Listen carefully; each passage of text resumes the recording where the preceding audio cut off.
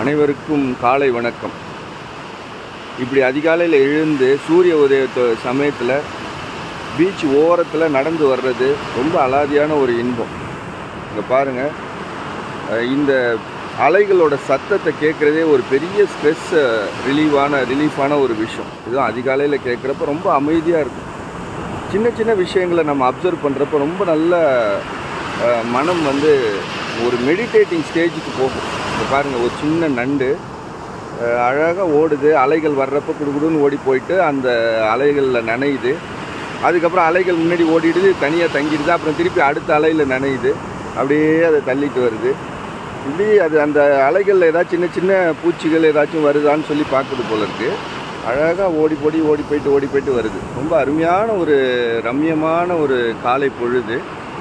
இந்த சூரிய உதய நேரத்தில் கடற்கரை ஓரத்தில் அமைதி